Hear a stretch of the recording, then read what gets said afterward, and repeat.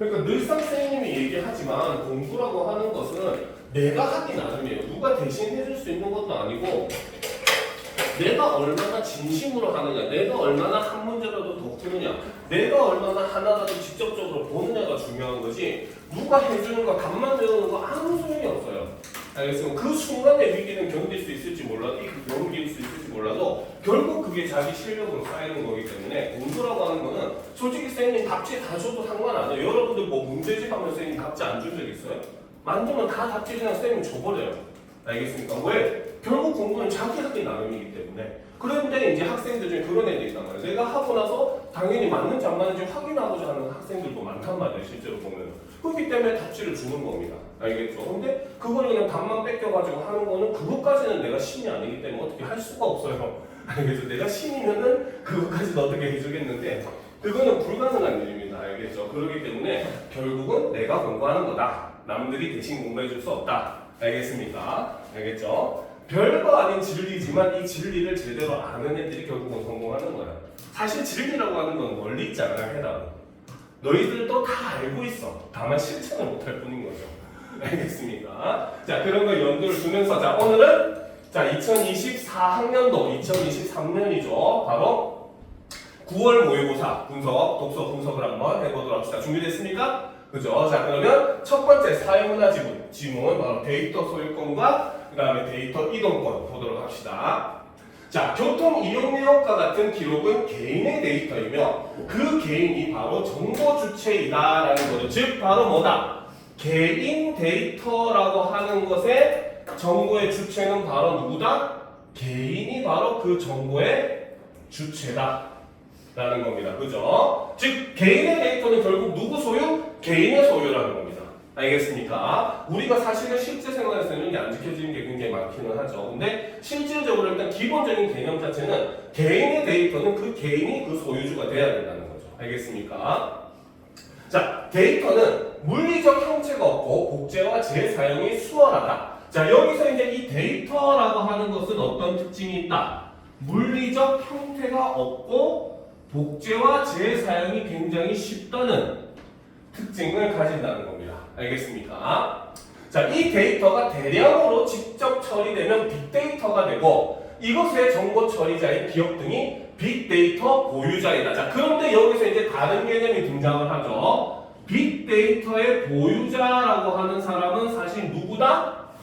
바로 데이터가 대량으로 직접 처리되고 이것이 빅데이터가 됐을 때 빅데이터의 소유자는 바로 뭐다? 뭡니까? 정보를 처리한 대기업이 뭡니까? 빅데이터의 소유자가 된다는 거죠. 알겠습니까? 즉 여기 있는 지금 학생들 한 명 한 명 한 명의 개인 정보들은 개인이 그 정보의 주체가 되는 거고 개인이 그 정보의 소유자가 되는 거야. 그런데 이거를 뭉뚱그려 가지고 이번에 1학기 때 뭡니까? 올가국어에서 고유 수업 받은 애들은 성적이 어느 정도다 이런 식으로 통계를 내고 그거를 가공을 했을 때의 소유자는 바로 뭐다? 그 기업에게 들어간다라는 거죠. 알겠습니까? 이게 가장 큰 차이라는 겁니다. 알겠죠? 그래서 가공 전후가 다르다는 겁니다. 즉 가공이라고 하는 과정을 거치면 소유주가 넘어가게 된다는 거죠. 그래서 요즘 빅데이터 말 많이 하잖아. 그렇지? 실제로 뭐 빅데이터 저번에 전문가들이 막 강의하고 하는 걸 들었는데 빅데이터의 가장 핵심적인 이론은 바로 그거라고 하죠. 그 일반적으로 우리가 얘기할 때는 양보다 질이다라고 얘기하지만 알겠지? 빅데이터에서는 압도적인 양은 정보의 질을 능가한다라고 얘기를 한다는 거죠. 그래서 여러분들이 어떤 걸 검색해봤는지 그쵸? 맨날 야동 같은 거 검색하고 이러면은 그런 결과가 다 남습니다. 알겠죠? 그래서 이 사람은 이런 걸 좋아하는구나 이런 것들이 다 남는 거예요. 알겠지? 자제해. 알겠죠? 자, 그래서 산업 분야의 빅데이터는 특정한 목적으로 활용될 수 있다는 점에서 경제적 가치를 지닌다 해서 빅데이터라고 하는 것은 바로 뭐다? 경제적인 가치를 이렇게 지니게 된다는 겁니다. 알겠습니까? 자, 그러면 이 첫 번째 문단 내용을 간단하게 한번 정리를 해보도록 합시다. 자, 개인의 데이터는 바로 무엇이다? 바로 개인이 정보 주체라는 거죠. 그죠? 하지만 이와 반대로, 그죠? 빅데이터라고 하는 것은, 그죠? 빅데이터라고 하는 것은 바로 개인들의 데이터가 대량으로 직접 모이고 그 다음에 처리된 것을 처리라고 하는 이런 과정을 거친 게 빅데이터인데 이것은 바로 뭐다? 정보 처리 자, 즉 기업과 같은 혹은 뭐 기업 외에도 관공서 같은 그런 것도 있겠죠. 그렇죠? 이런 정보 처리자가 바로 뭐다? 빅데이터 보유자이다. 즉 그 말은 여기서는 살짝 생략이 됐는데 바로 뭐다? 이 사람들이 이 데이터의 주체가 된다라고 볼 수 있다는 거죠. 알겠습니까? 자, 그랬을 때 이 빅데이터라고 하는 것은 자, 아까도 얘기했지만 바로 뭐다? 이 빅데이터는 바로 특정한 목적으로 활용이 가능하다는 거죠. 그렇기 때문에 이 빅데이터는 바로 뭐다? 경제적 가치가 존재를 한다는 거죠. 그 말은 거꾸로 얘기하면 개인의 데이터는 경제적 가치가 있다 없다? 원래는 없는 게 맞아요. 알겠습니다. 근데 이렇게 빅데이터를 처리한다든지 요즘은 나쁜 놈들이 뭡니까? 스팸 메일이나 그렇죠? 스팸 메시지나 스팸 전화를 하기 위해서 사용을 하기 때문에 가치를 가지는데 원래는 일반적으로 개인의 데이터는 솔직히 이거는 경제적 가치로 판단할 수 있는 게 아니에요. 그 사람의 프라이버시이기 때문에. 무슨 말인지 알겠습니까? 자, 그래서 이렇게 데이터를 이렇게 개인의 데이터와 빅데이터로 나누어서 지금 설명을 했다는 거죠. 알겠습니까? 자, 그럼 이제 이어서 보도록 합시다. 자, 데이터를 재화로 보아 소유권이 누구에게 귀속되어야 하는지에 대한 논의가 있다라는 거죠. 즉, 데이터라고 하는 것도 요즘은 돈이 되더라는 거죠. 요즘과 같은 정보 시대.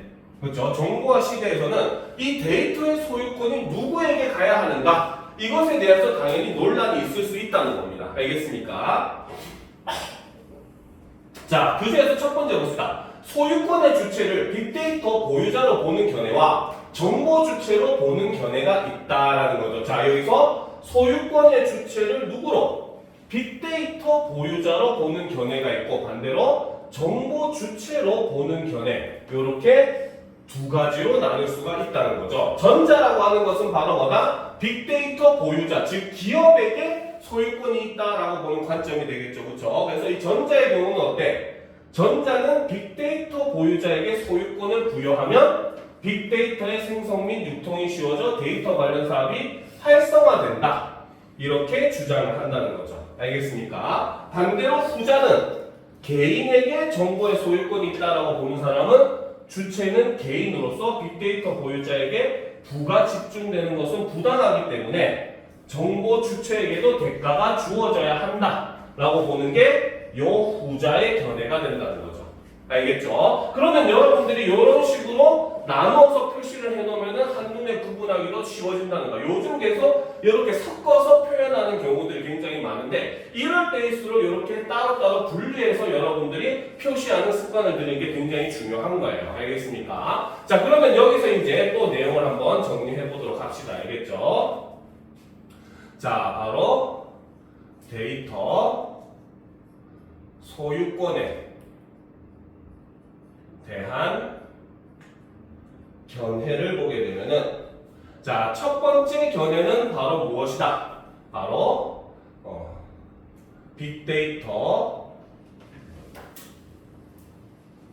보유자가 즉 이거는 앞에서 얘기했던 기업 등 얘네들이 되겠죠. 그래서 보유자가 소유권의 주체다. 데이터 소유권의 주체다라고 보는 견해가 있다는 거죠. 자, 이렇게 봤을 때 어떤 효과가 있다? 바로 빅데이터 보유자에게 소유권을 부여를 하면 이로 인해서 어떤 장점이 생긴다? 바로 빅데이터의 생성 및 유통이 쉬워지게 되고 그로 인해서 어떻게 데이터 관련 산업이 활성화가 될 수 있다. 이렇게 보는 견해가 빅데이터 보유자가 소유권의 주체다라고 봐야 된다는 견해라는 거죠. 알겠습니까?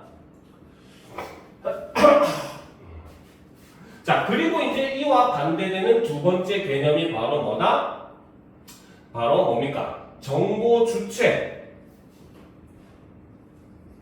즉, 개인이 바로 뭐다? 바로 소유권의 주체다 라고 보는 관점이 있다는 거죠. 근데 이 관점은 어떻더라? 바로 정보 생산의 주체는 개인인데 빅데이터 보유자에게 부가 집중되는 건 부당하다는 거야. 알겠습니까? 즉, 그 말은 거꾸로 얘기하면 여러분들이 여기서 한 가지 함정에 빠지지 말아야 될 게 바로 뭐다? 개인의 정보니까 이거를 이용하지 말아야 된다? 이건 아니라는 겁니다. 무슨 말인지 알겠죠? 이용은 하되 대신에 어떻게 해야 된다? 그 정보의 원래 생산자인 정보 주체한테 어떻게 그 뭡니까 대가를 지불해야 된다라고 보는 거지 이용 자체가 하면 안 된다라고 보는 견해가 아니라는 거예요. 알겠죠? 이런 것들은 여러분들이 숨겨져 있는 내용이기 때문에 잘 판단을 해줘야 되는 겁니다. 무슨 말인지 알겠습니까? 자, 그러면 이제 여기서 내용을 보게 되면은 바로 뭐다? 정보 생산의 주체는 개인이라는 거야. 그쵸? 하지만 바로 뭐다? 부는 어떻게? 빅데이터 보유자에게 집중이 되더라는 거죠. 그러니까 요거는 바로 어떻다? 부당하다 라고 본다는 거죠. 자, 그러니까 이것이 부당하니까 결과적으로 어떻게? 정보 주체에게도 대가가 지급되어야 한다. 즉, 데이터 이용 자체를 반대하는 건 아니지만 바로 무엇이다? 이렇게 이용을 할 때는 개인에게 그 사용료를 지불해야 된다라고 보는 게 바로 뭡니까? 두 번째 견해. 바로 그 정보의 생산자인 바로 개인에게 바로 뭔가 소유권이 있다고 보는 견해라는 거죠. 알겠죠? 자, 그러면 이제 다음 문단으로 넘어가 보도록 합시다. 자, 보도록 합시다. 자, 최근에는 논의의 중심이 데이터의 소유권 주체에서 데이터에 접근하기 위한 방안으로서의 데이터 이동권으로 바뀌고 있다. 자, 최근에는 근데 이 문제가 어떻게 변질이 되고 있다. 변질이라고 하기 좀 그렇고 뭡니까? 사람들의 그 초점이 어디로 이동하고 있다. 바로 데이터의 이동권으로 이동을 하고 있다는 거죠. 알겠습니까? 알겠죠? 자, 그럼 계속 봅시다. 자, 우리나라는 데이터에 대해 소유권이 아닌 이동권을 법으로 명문화하여 정보 주체의 개인정보 자기 결정권을 강화하였다. 자, 우리나라의 경우는 어떻게 했다? 바로 데이터에 대해 소유권이 아닌 이동권을 법으로 명문화를 함으로써 어떻게 정보 주체의 개인정보 자기 결정권을 강화하는 효과를 나타냈다 라고 본다는 거 알겠습니까? 자, 그런데 이제 이게 요즘 그 뭡니까 트렌드 참 잘 반응하고 있는 글이죠. 항상 먼저 얘기한 다음에 뒤에서 제시를 하고 있지, 그렇지? 자, 여기서 일단 우리가 데이터 이동권이라고 하는 것은 바로 뭐다? 정보 주체가 본인의 데이터를 보유한 자에게 데이터 이동을 요청하면 그 데이터를 본인 혹은 지정한 제3자에게 무상으로 전송하게 하는 권리를 우리는 데이터 이동권이다. 이렇게 얘기를 하고 있다는 거죠. 알겠습니까? 즉, 여러분들의 정보를 내가 이 사이트에 가입하고 있다가 이제는 이걸 해지하고 딴 사이트로 가고 싶어. 그렇지? 그러면은 내 정보를 이쪽으로 옮겨줘 하고 명령을 할 수가 있다는 겁니다. 알겠습니까? 자, 이것의 대표적인 예가 뭘까요? 대표적인 예. 어떤 게 있을까? 제3자 정보 넘겨주는 예. 여러분들 개인정보를 넘겨주는 예. 가장 대표적으로 통합 로그인.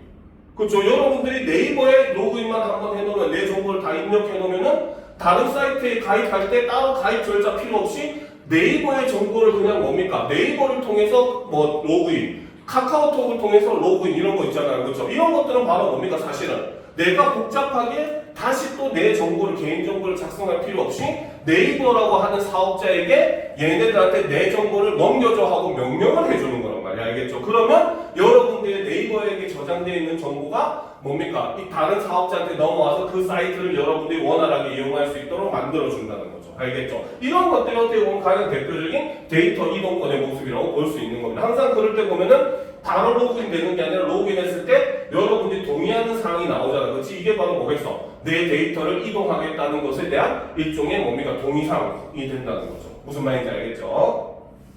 자, 다만 본인의 데이터라도 빅데이터 소유자가 수집하여 분석, 가공하는 개발 과정을 거쳐 새로운 가치가 생성된 것은 다만 여기에 속하지 않는다는 거죠. 그렇죠? 바로 뭐다? 본인의 데이터라도 빅데이터 보유자가 수집해서 분석, 가공하는 개발 과정을 거쳐 새로운 가치가 생성된 것은 이에 해당하지 않는다는 거죠. 자, 복제화 이전에도 은행 간의 계좌 자동이체 항목을 이동할 수 있는 서비스는 있었다. 이는 은행 간 약정에 따라 부분적으로 시행한 조치였다. 데이터 이동권의 도입으로 쇼핑몰 상품 소비 이력 등 정보 주체의 행동 양상과 관련된 부분까지 정보 주체가 자율적으로 통제 관리할 수 있는 범위가 확대되었다. 자, 그러면 이 데이터 이동권이 우리에게 준 의미라고 하는 건 바로 이런 효과를 만들어내었다라는 겁니다. 알겠습니까? 자, 그러면 이 내용을 한번 우리가 정리를 해보도록 합시다. 이거 지워도 되겠죠? 그쵸? 자, 정리를 해보도록 합시다. 자, 그래서 방금까지 이제 데이터 소유권에 대한 내용이었는데, 바로 최근에는 어떻게 데이터 이동권으로 사람들의 관심이 이동했다는 거죠. 그쵸? 자, 이때, 일단 먼저 첫 번째 개념부터 우리가 먼저 살펴보게 되면, 자, 당연히 항상 개념을 정리할 때는 머릿속에 개념이 먼저 정리가 돼야 되겠죠? 개념 있는 사람이 돼야지, 그치? 그쵸? 자, 그래서 개념을 보게 되면 바로 무엇이다? 바로 정보 주체가. 정보 주체는 아까도 얘기했지만 개인이죠. 이런 것도 구분 잘해야 돼요. 알겠습니까? 그래서 정보 주체가 본인의 데이터를 보유한 자에게 데이터 이동을 요청을 하게 되면, 이러면 어떻게 본인 또는 제3자에게 무상으로 전송을 하는 권리, 이걸 바로 우리는 데이터 이동권이다 라고 얘기했다는 거죠. 그렇죠? 자, 그런데 예외가 있다는 거야. 예외는 바로 무엇이다? 바로 빅데이터 보유자가 수집, 분석, 가공 등 개발 과정을 거쳐 새로운 가치가 생성된 것은 예외적으로 불가능하다는 거죠. 알겠습니까? 그래서 생성된 것은 이동이 불가하다라는 겁니다. 알겠습니까? 알겠죠? 이해가 되죠? 그렇죠? 왜? 예를 들어서 뭡니까? 지금 여러분들 하나가 뭡니까? 소비한 영상들, 소비한 자료들, 소비한 쇼핑 목록들, 그렇죠? 이런 것들, 그렇지? 이런 것들은 개인의 자료란 말이야. 내가 산 거, 내가 본 거, 내가 먹은 거, 이런 내용들이잖아, 그렇지? 그런데 그걸 이제 뭉뚱그려가지고 예를 들어서 우리나라 10대들은 이런 것들을 주로 많이 선호하더라. 실제 10대 중에서 예를 들어서 아이폰 사용률이 80% 이상이더라, 70% 이상이더라. 이렇게 해서 다른 가치로서 생성된 자료는 뭡니까? 여러분들한테는 뭐다? 정보에 대한 건 소유권이나 이런 것들이 없게 되고, 그러면서 과정에서 이동권도 없어지게 된다는 거예요. 이런 자료들은. 알겠죠? 개인 자료만 가능하다는 거죠. 알겠습니까? 자, 그래서 이 데이터 이동권을 통해서 바로 뭐다? 자, 우리나라의 경우는, 자, 앞부분 내용이죠. 우리나라의 경우는 바로 뭐다? 자, 이동권을 법으로 명문화를 하게 되었고, 이를 통해서 바로 뭐다? 개인정보, 자기 결정권을 강화했다. 실제로 이제 아직도 이제 논란이 되고 있는 것 중에 하나가 바로 뭐냐면 이칠 권리. 내 정보를 내가 마음대로 지우거나 할 수 있는 그러한 권리에 대한 것은 여전히 많은 부분에서 굉장히 논란이 되는 부분이에요. 알겠죠? 근데 이것을 반대하는 사람들이 핵심적으로 요구하는, 얘기하는 근거 중에 하나가 바로 이미 이런 이동권과 같은 이런 것들이 명문화가 돼 있기 때문에, 법으로 정해져 있기 때문에 굳이 뭡니까? 이칠 권리라는 걸 다시 법으로 만들 필요 없다라고 주장을 하는 거고, 그 근거되는 법령이 바로 이런 이동권 같은 관련된 법령이라는 거죠. 알겠죠? 자, 그리고 이제 마지막으로 바로 뭐다? 그렇죠. 자, 네 번째, 이 데이터 이동권을 명문화함으로써 나타나게 된 효과는 바로 뭐다? 바로 정보 주체의 행동 양상과 관련된 부분까지 정보 주체가 자율적으로 통제, 관리할 수 있는 범위가 확대가 된 것은 바로 이런 데이터 이동권을 법으로 명문화한 효과다라고 볼 수가 있다는 겁니다. 알겠습니까? 자, 그러면 다음 문단으로 넘어가도록 합시다. 그렇죠? 벌써 2개 문단밖에 안 남았죠? 자, 다음 문단 봅시다. 자, 데이터 이동권의 법제화로 기업은 데이터의 생성 비용과 거래 비용을 줄일 수 있다. 자, 그러면 여기서 지금 바로 뭡니까? 갑자기 데이터 이동권의 법제화로 기업은 데이터 생성 비용과 거래 비용을 줄일 수 있다라고 얘기했잖아. 그렇지? 그러면 여기서 아까 앞에 문단에서 제시되었던 효과는 사실 누구를 기준으로 얻을 수 있는 효과다? 바로 개인을 기준으로 얻을 수 있는 효과였다는 거죠. 알겠습니까? 이런 것들은 뒤에 내용을 보면서 자꾸 앞에 내용을 보완해 가는 겁니다. 알겠죠? 그러면 앞에 거에서 마지막에 제시했던 효과는 개인에게 있어서는 바로 뭡니까? 그 개인정보 자기 결정권이 강화됐는데 그 구체적인 내용이 바로 이런 효과로서 나왔다라고 볼 수 있는 거고, 그러면 기업의 입장에서는 어떤 효과가 있는지 한번 보도록 합시다. 자, 그래서 바로 기업은 데이터의 생성 비용과 거래 비용을 줄일 수 있게 되었다라는 거죠. 그렇죠? 자, 생성 비용은 기업 내에서 데이터를 개발할 때 발생하는 비용이고, 자, 생성 비용이라고 하는 것은 바로 뭐다? 기업 내에서 데이터를 개발할 때 발생하는 비용. 그렇죠?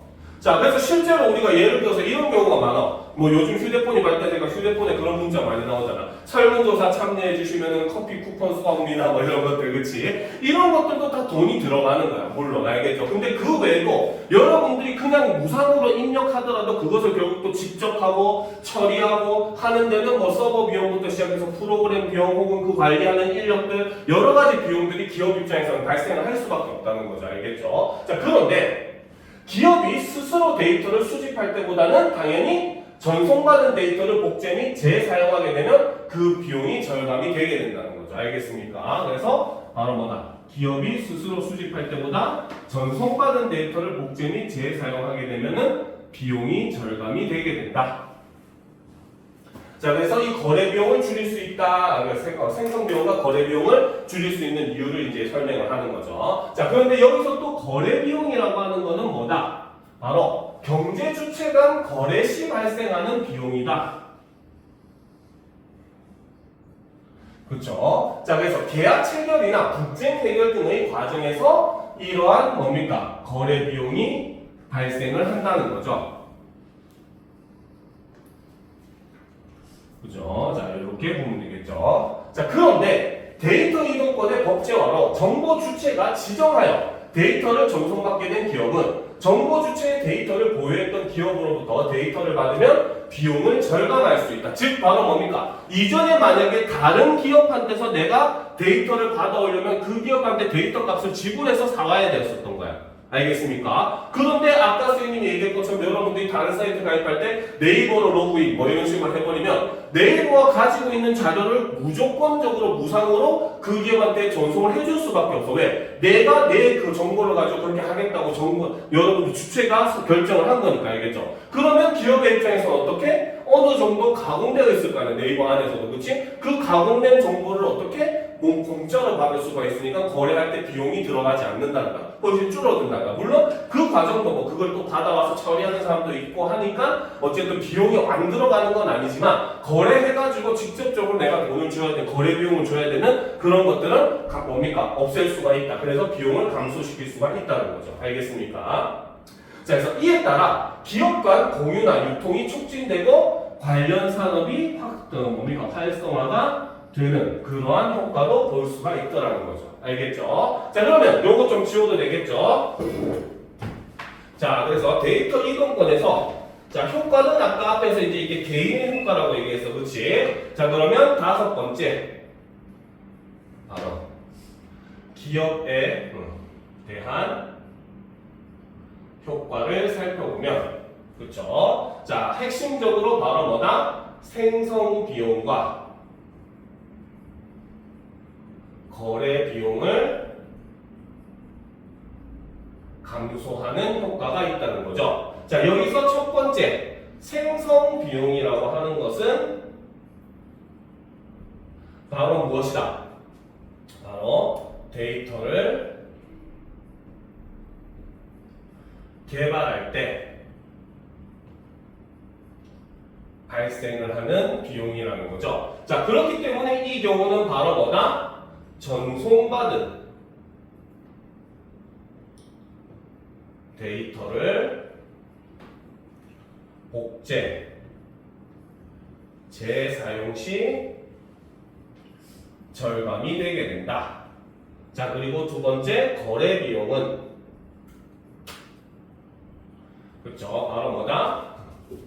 바로 경제 주체 간 거래 시 발생을 하더라는 거죠. 근데 이 경우는 바로 뭐다?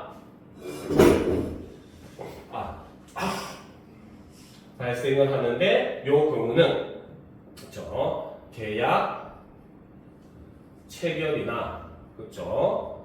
분쟁 해결 과정에서 발생을 한다는 겁니다. 그런데 이때도 바로 뭐다? 이렇게 거래 비용을 감소를 함으로써 그렇죠? 바로 뭐다? 기업 간 그렇죠? 자, 그래서 이렇게 생성 비용과 거래 비용이 이렇기 때문에 뭡니까? 이동권으로 인해서 감소를 하게 되고 결과적으로 최종 결과 어떻게? 기업 간 공유나 유통이 촉진이 되고 바로 관련 산업이 활성화되는 그러한 결과가 만들어진다라는 거죠. 알겠습니까? 자, 그래서 데이터 이동권을 법제화했을 때 개인의 입장에서 얻을 수 있는 효과, 기업의 입장에서 얻을 수 있는 효과를 이렇게 따로 정리를 한 거예요. 알겠죠? 자, 그러면 마지막 문단을 봅시다. 한편 정보 주체가 보안의 신뢰성이 높고 데이터 제공에 따른 혜택이 많은 기업으로 데이터를 이동하면 데이터가 집중되어 데이터의 공유나 유통이 위축될 수 있다는 우려도 있다. 그러면 여기서 제시한 내용은 바로 뭐다? 일종의 데이터 이동권으로 인해서 생길 수 있는 문제점이라고 볼 수가 있겠죠. 즉, 부가 집중될 수 있다. 그쵸? 즉, 바로 뭐다? 오히려 이제 이러고 보면 부가 집중될 수 있다. 왜? 사람들이 여러 다른 사이트에서 가입을 했었더라도 결국 많은 사람들이 또 가입하게 되는 그러한 그 뭡니까? 기업이 하나 생기게 되면, 그죠? 우리나라로 치면 네이버나 아니면 카카오톡 같은 기업이 되겠죠. 그쵸? 카카오 같은 기업이 되겠지. 이런 기업이 생겼을 때 작은 회사에서 다 처리해준 그 정보들이 뭡니까? 데이터 이동권, 그 정보 주체자들이 뭡니까? 이동을 해달라고 요청을 함으로써 정보가 집중되는 현상도 발생할 수 있다는 거야. 알겠습니까? 그러면 이미 다른 데서 어느 정도 가공해 놓은 정보를 받으니까 이 기업은 훨씬 적은 비용으로 더 많은 데이터를 집적할 수 있고 그런 거대 기업의 입장에서는 훨씬 더 많은 비용이 뭡니까? 절감이 되게 되고 그러니까 부도 그 기업이 더욱더 집중되는 그런 효과도 발생을 할 수 있다는 거죠. 알겠습니까? 이해가 되죠?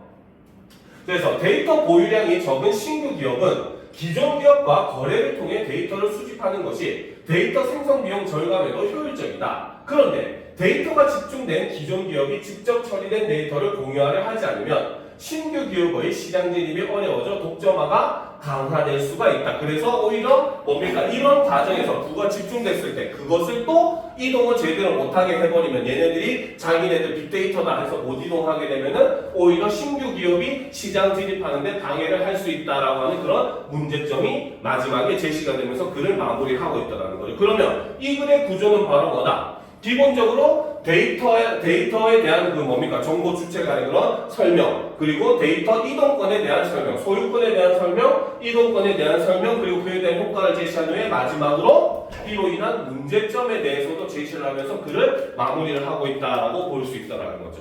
무슨 말인지 알겠습니까? 자, 그래서 여기까지가 바로 데이터 소유권과 이동권에 대한 글이었습니다. 자, 그러면 이제 또 다음 글로 넘어가 보도록 합시다. 알겠죠? 바로 초정밀 저울의 작동 원리와 그 응용. 그렇죠? 자, 우리가 초정밀 저울이라고 하는 것. 그렇죠? 일반적인 저울과는 다르게 아주 작은 무게도 잴 수 있는 그 저울의 원리에 대해서 한번 살펴보도록 합시다. 준비됐습니까? 그렇죠? 자, 봅시다. 저울은 흔히 지렛대의 원리를 이용하거나 전기저항 변화를 측정하여 질량을 잰다. 자, 일반적으로 우리가 저울이라고 하는 것이 뭡니까? 하는 원리는 첫 번째는 지렛대의 원리를 이용하는 거. 그쵸? 이런 거는 옛날 시장 가면 그런 거 있잖아요. 추를 이용해가지고 무게 재는 거. 그죠? 요런 지렛대의 원리를 이용하는 방법도 있고, 또 다른 이제 전기저항 변화를 측정해서 질량을 재는 방법. 이게 바로 우리가 현재 쓰고 있는 뭡니까? 전자저울 같은 건 개념으로 보시면 됩니다. 알겠습니까? 자, 그런데 그렇다면 초정밀 저울은 기체 분자나 DNA와 같은 미생물의 질량을 어떻게 잴까? 자, 여기서 우리가 또 이 글의 특징도 한 가지 파악을 할 수가 있죠. 바로 뭐다? 의문문을 사용을 함으로써, 그쵸? 바로 설명 대상을 소개를 해주고 있더라. 그러면 지금부터는 뭐에 대해서 설명하겠다? 바로 초정밀 저울이 뭡니까? 이런 그 미세 물질의 질량을 재는 방법에 대해서 설명할 것이다 라고 의문문의 방식으로서 제시를 하고 있다는 거죠. 알겠죠? 이런 것도 뭡니까? 그 첫 번째 윗글에 대한 설명을 옳은 것은 틀린 것은 이라는 유형의 문제에서 자주 나오는 선지라고 볼 수 있는 거예요. 알겠죠? 자, 그럼 봅시다. 이에 가까기 위해서는 앞전 효과에 대한 이해가 필요하다. 그러면 이제 앞전 효과에 대한 내용이 나온다는 거죠. 자, 그러면 봅시다. 앞전 효과에는, 그죠? 자, 재료에 기계적 변형이 생기면 재료의 전압이 발생하는 1차 앞전 효과와 재료에 전압을 걸면 재료에 기계적 변형이 생기는 2차 앞전 효과가 있다. 자, 일단 앞전 효과를 두 개로 나누어서 설명했어요. 그렇죠? 첫 번째, 1차 앞전 효과라고 하는 것은 바로 무엇이다? 재료에 기계적 변형이 생기면 재료에 전압이 발생하는 것. 이것이 1차 앞전 효과라는 거죠. 그리고 두 번째, 재료에 전압을 걸면 재료에 기계적 변형이 생기는 것이 바로 2차 앞전 효과다 하는 거죠. 그래서 두 앞전 효과가 모두 생기는 재료를 우리는 바로 뭐라고 한다? 앞전체라고 한다. 이렇게 해놨죠. 자, 그러면 역시 이것도 내용을 정리하고 들어가는 게 좋겠죠. 그렇죠? 그래서 앞전체라고 하면 수정이 주로 쓰인다라는 거죠. 자, 그러면 일단 우리가 먼저 저울에 대해서 한번 살펴보면 저울의 원리는 두 가지가 있다는 거죠. 첫 번째는 지렛대의 원리를 이용하는 것과 두 번째는 전기 저항 변화를 측정을 해서 질량을 재는 방식이 있다는 겁니다. 알겠습니까? 오케이? 자, 그런데 이제 바로 뭐다? 초정밀 저울은 기체 분자나 DNA와 같은 미세물질의 질량을 어떻게 잴까 의문문을 해놓고 이제부터 이제 바로 초정밀 저울에 대해서 설명을 하겠다라는 거죠. 그렇죠? 근데 여기서 이 질문도 한 가지 볼 수가 있어. 바로 이 초정밀 저울이 재는 물질은 바로 어떤 물질들이다? 바로 얘는 기체 분자나 DNA 같은 A 등 미세 물질을 질량을 측정하는 저울을 우리는 초정밀 저울이다. 사실 여기에 정의가 숨어 있었다라고 볼 수 있다는 거죠. 무슨 말인지 알겠습니까?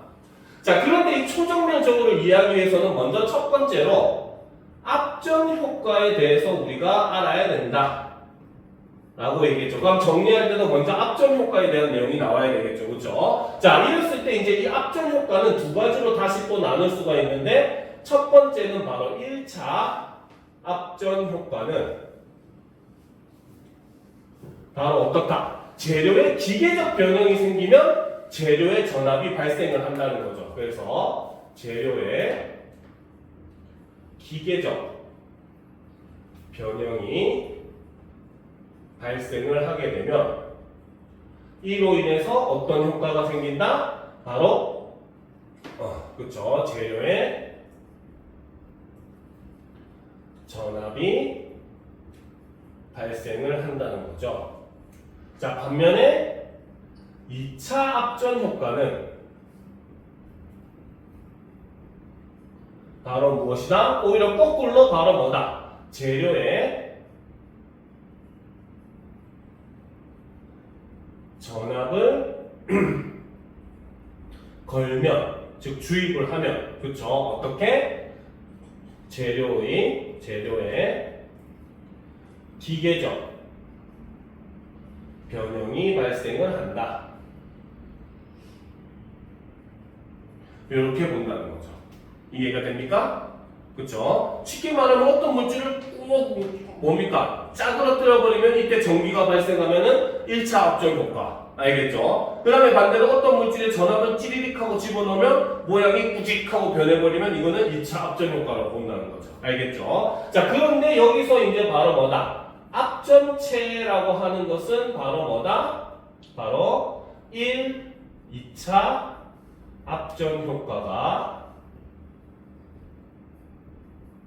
모두 생기는 재료를 바로 압전체라고 하고 가장 대표적인 예가 수정이다. 그렇죠? 이렇게 얘기를 하고 있다는 거죠. 자, 그러면 또 올려놓고 보도록 합시다.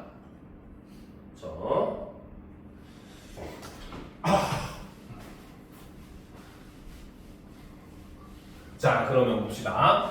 자, 압전체로 사용하는 수정은 특정 방향으로 절단 및 가공하여 납작한 원판 모양으로 만든다. 자, 그러면 이제부터 바로 뭐다? 초정밀 저울을 만드는 초정밀 저울에서 이제 뭡니까? 무게를 재는 원리에 대해서, 과정에 대해서 설명을 하는 거죠. 그러면 요 말만 딱 보더라도 아, 이제부터 순서대로 파악해야 되는구나 라는 게 여러분들 머릿속에 퍼뜩 떠올라줘야 되는 겁니다. 알겠습니까? 자, 그러면 그 과정 첫 번째는 바로 뭐다? 수정을 특정 방향으로 절단 및 가공하여 납작한 원판 모양으로 만드는 거. 그렇죠? 이것이 첫 번째 과정이라는 거죠. 그렇죠? 자, 그 다음 봅시다. 이후 원판의 양면에 전극을 만든 후에, 그렇죠? 자, 두 번째는 바로 뭐다? 원판의 양면에 전극을 만들고, 그 다음 세 번째는 바로 뭐다? 플러스와 마이너스 극이 교대로 바뀌는 전압을 가하면은 수정이 진동을 한다는 거죠. 자, 여기서 질문. 플러스와 마이너스가 교대로 바뀌는 전압은 무슨 전압? 이것들 과학 시간에 자나? 교대로 바뀌는 전압은 무슨 전압? 안 배웠는데. 뭘 안 배우고 중학교 때 배우는 건데? 중학교 때 배운 내용이 하나가지고. 아씨, 바로 교류 전압이잖아요. 아니 교류 전압이 교류 전압이에요? 교류 전압이 플러스와 마이너스가 바뀌는 전압이에요. 방면이 한가졌어요. 교류가 왔습니다. 그렇지? 여러분들이 이제 그 교류 같은 경우는 이게 플러스이고 마이너스잖아, 그렇지? 그러면은 전압이 이렇게 자꾸 바뀌어요. 알겠습니까? 그러니까 여러분들이 가정에서 그 뭡니까? 그 전기 콘센트를 꽂을 때 여러분들은 플러스 마이너스 구분해서 꽂아요? 아니잖아, 그렇지? 그 이유가 바로 뭐야? 어디로 꽂든 어쨌든 얘는 플러스 마이너스가 교대로 못 들어오니까. 알겠죠? 근데 우리가 건전지 같은 경우는 플러스 마이너스를 우리가 정확하게 맞춰가지고 넣어야지만 작동하잖아요. 그렇죠? 왜? 얘는 직류라서 한 극에서는 한 전류밖에 안 나오기 때문에. 무슨 말인지 알겠습니까? 그래서 우리 때 여기서 말하는 플러스와 마이너스가 교대로 바뀌는 전압이라고 하는 건 이걸 바로 뭐다? 교류 전압이다. 요런 것들은 이제는 고등학생이니까 알아둬야 됩니다. 알겠습니까? 이 답답이들아? 알겠죠? 말하는데 이름이 이래. 뻥치고 있네 아주 그냥. 그죠? 알겠습니까? 이런 것들을 잘 알아둬야 돼요. 이런 것들이 빠르게 재빠르게 캐치한다는 게 바로 뭐다? 진짜 그 사람이 사실 알고 있다는 내용이 되는 거예요. 여러분들이 머릿속에만 있는 지식은 아무 소용없어요. 그걸 내가 표현하고 끄집어낼 수 있어야지 진짜 여러분들 지식인 겁니다. 알겠죠? 알 때 정확하게 알아두면은 오랫동안 기억이 남습니다. 알겠습니까? 자, 그럼 계속 봅시다. 이때 전압의 주파수를 수정의 고유 주파수와 일치시키면은, 그쵸? 이때 어떻게 한다? 전압의 주파수를 수정의 고유 주파수와 일치를 시키게 되면 어떻게? 수정이 큰 폭으로 진동하도록 한다는 거죠. 그쵸? 그러면 어떻게 된다? 진동을 측정하기가 쉽게, 그쵸? 만든 것이 바로 이꼴 뭐다? 수정 진동자라는 거죠. 알겠습니까? 자, 그러면 이제 우리가 이것도 정리하면서 이제 또 들어가보도록 합시다. 알겠죠? 자, 먼저, 그죠? 자, 바로 수정을 이용한 초정밀 진동 부분을, 전류 부분을 보게 되면은, 그러니까 3번, 그죠? 자, 과정을 살펴보게 되면은, 자, 첫 번째로 바로 뭐다? 수정을 어떻게? 특정 방향으로 절단 및 가공을 해서 어떻게 납작한 원판 모양으로 제작을 가공을 한다는 거죠. 알겠습니까? 자, 그리고 이로 인해서 두 번째 어떻게 된다? 원판의 양면에 전극을 만들어주고, 그리고 여기에 세 번째 바로 뭐다? 그렇죠? 바로 교류 전압. 그렇죠? 바로 플러스 극과 마이너스 극이 교대로 바뀌는 거죠. 그래서 교류 전압을 가하게 되면은 이때 수정이 진동을 하게 된다는 거죠. 근데 여기에 우리가 짚고 넘어가야 될 게 바로 수정 진동자라고 하는 개념을 잡고 넘어가야 된다는 겁니다. 알겠습니까? 자, 수정 진동자라고 하는 것은 바로 뭐다? 바로 전압의 주파수를 무엇에 맞춘다? 바로 수정의 고유 주파수와 일치를 시킨다는 거죠. 그래서 이를 통해서 어떻게 수정의 진동을 크게 만들고, 그렇죠? 이를 통해서 바로 뭐다? 진동 측정이 용이하게 된 것, 쉬워진 것을 바로 수정 진동자라고 얘기를 한다는 거죠. 알겠습니까? 알겠죠? 이해가 됩니까? 그렇지? 자, 고유 주파수라. 자, 여기서 일단 또 잠깐 이야기가 새네요. 자, 고유 주파수라고 하는 건 바로 뭐다? 어떤 물체가 갖는 고유한 진동 주파수다 라는 겁니다. 알겠죠? 근데 이거는 같은 재료의 앞전체라도, 그렇죠? 자, 앞전체의 모양과 크기에 따라서 달라진다는 거죠.